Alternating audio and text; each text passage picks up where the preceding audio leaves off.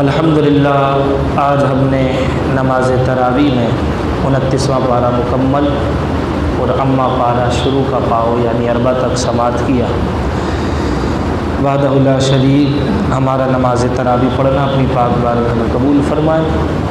وحدہ لا شریک ہم سب کو قرآن و حدیث کا فہم اور اس کے بلاغ و تبلیغ اور اس پر عمل کی توفیق نصیب فرمائے۔ عزیزان گرامی، سورہ جن،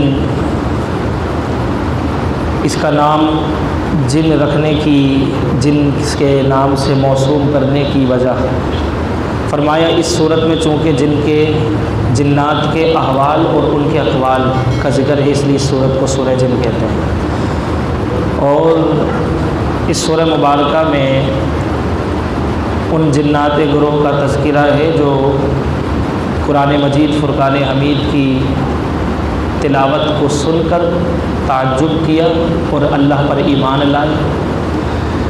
اس وجہ سے اس سورت کو سورہ جن کہتے ہیں۔ وحدہ لا شریک ارشاد فرماتا ہے لِنَفْتِنَهُمْ فِيهِ وَمَنْ يُعْرِضْ عَنْ ذِكْرِ رَبِّهِ يَسْلُكْهُ عَذَابًا صَعَدًا،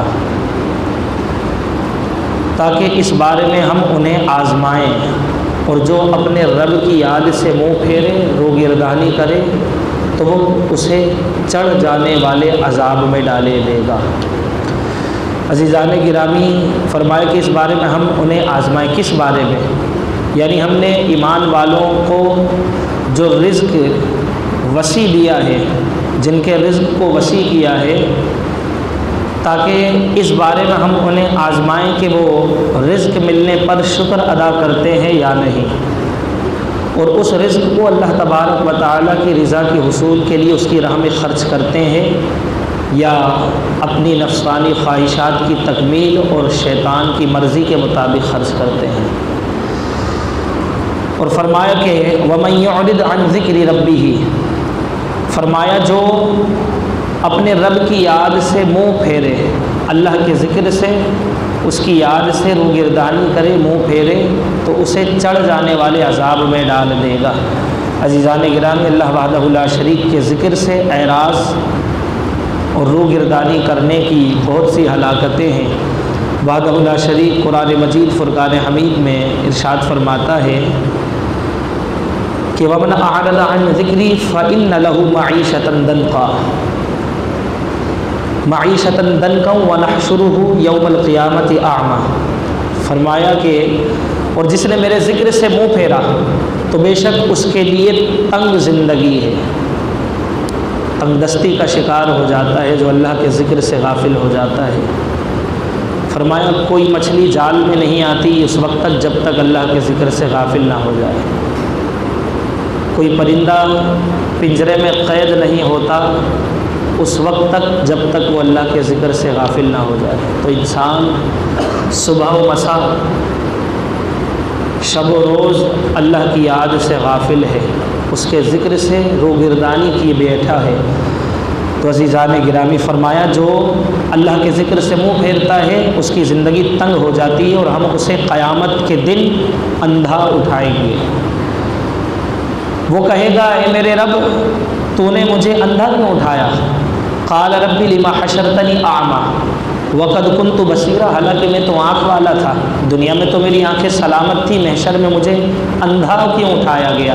تو فرمایا کہ یہ اسی لیے کہ اس نے دنیا میں جس طرح سے اللہ تبارک و تعالیٰ کے ذکر سے منہ پھیرا تھا، روگردانی کی تھی، آج اس سے بھی رحمت کی نظر پھیر دی گئی ہے۔ فرمایا کہ اللہ وحدہ لا شریک ارشاد فرمائے گا قال کذالک اتتک آیاتنا فنسیتها وکذالک اليوم تنسی، فرمائے گا اسی طرح ہماری آیتیں تیرے پاس آئی تھیں تو تو نے انہیں بھلا دیا اور آج اسی طرح تجھے چھوڑ دیا جائے گا۔ یعنی جس طرح تو نے ہماری آیتوں کو بھلایا، اس پر عمل نہیں کیا، اسے پس پشت ڈال دیا، اس سے روگردانی کر لی، فرمایا آج تجھے بھی اندھا اور اسی کنڈیشن میں چھوڑ دیا جائے گا۔ تو عزیزان گرامی، پتہ چلا کہ جن کے پاس رزق وسیع ہوتا ہے اللہ تبارک و تعالیٰ ان پر آزمائش ڈالتا ہے، اور وہ آزمائش کیا ہے کہ وہ دیکھتا ہے کہ ہم نے رزق وسیع اس لیے اس کو دیا ہے کہ وہ ہماری راہ میں خرچ کرتا ہے یا اپنی نفسانی خواہشات کی تکمیل کرتا ہے۔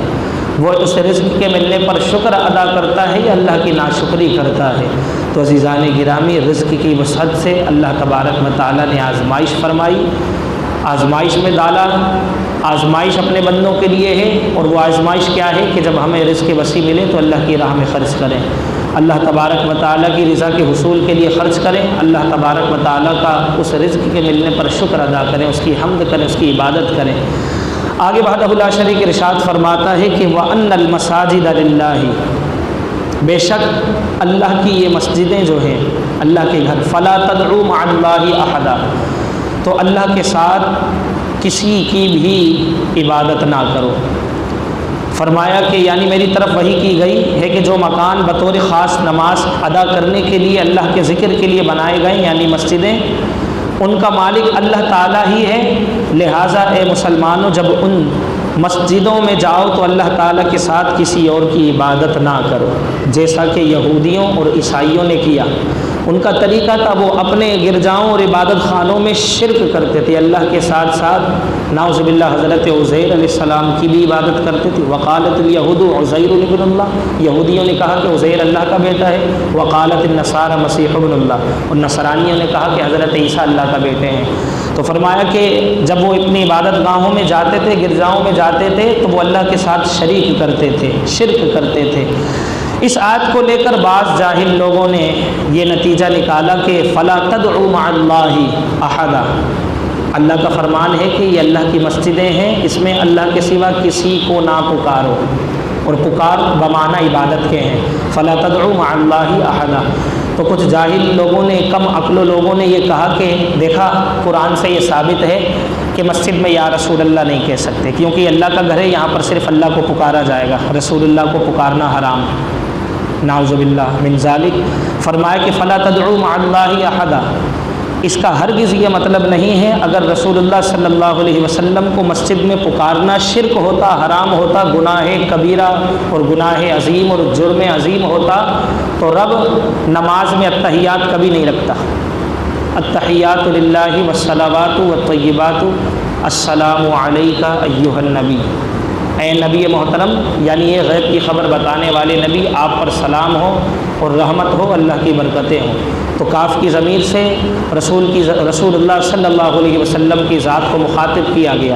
التحیات للہ والصلوات والطیبات السلام علیک، سلام ہو آپ پر، یا ایھا النبی، یا حرف ندا ہے۔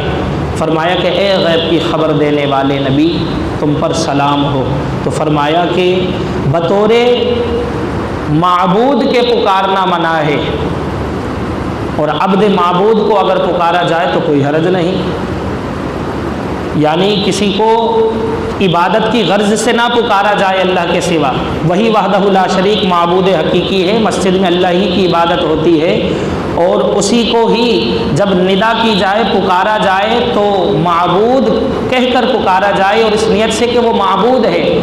اور غیر اللہ کو جب مسجد میں پکارا جاتا ہے تو اس کا ہرگز یہ مطلب نہیں ہوتا کہ ہم اس کو معبود جان کر پکار رہے ہیں، بلکہ اللہ کے وہ بندے ہیں، اللہ کے رسول ہیں، رسول اللہ صلی اللہ علیہ وسلم کی کاف ضمیر مخاطب کے لیے، خطاب کے لیے نماز میں التحیات میں ہے۔ قرآن میں کوئی سی بھی آیت پڑھیں گے، یا ایھا النبی بھی ہے، یا ایھا الذین آمنوا بھی ہے، ایمان والو، اللہ کا خطاب ہے ایمان والوں سے، ایمان والو۔